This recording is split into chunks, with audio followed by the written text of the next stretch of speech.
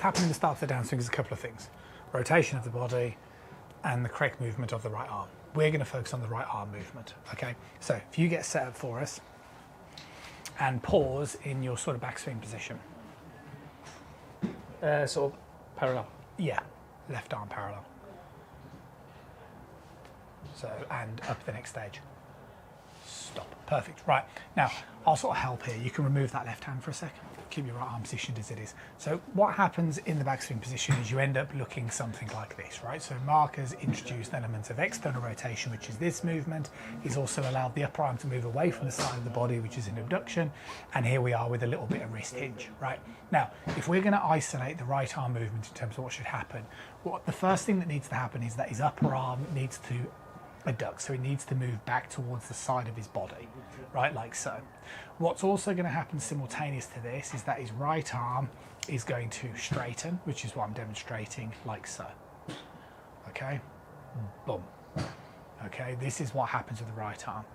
Common mistakes, you start from the beginning. And this is kind of what Mark is culpable of himself in a full swing. So if you pause again in the same left arm parallel position. Good. Remove the left hand for me. Good. Thank you. Is what Mark has a tendency to do is this. Okay, so he sort of pulls down on the club, but the upper arm does not move enough towards the side of the body. Yes? Yep. The problem is, what needs to happen, thank you Mark, you can stand just here for a second. So the problem is, you see, to be able to control what's known as your sort of club path, which is the bottom part of the swing, you basically have to delay that movement of the arm that Mark does, right, for as long as possible. So if I go back through the positions again, up towards the top of the backswing, upper arm to the side of the body, straightening the right arm, brings the club down into this location. As I would then turn, I'm going to hold that until the very last moment in the swing, where then it's the left arm that squares the club face off.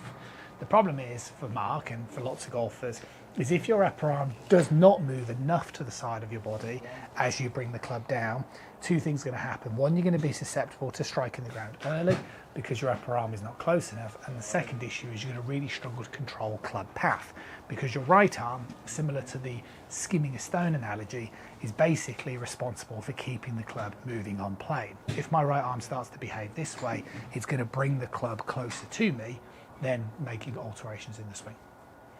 Good.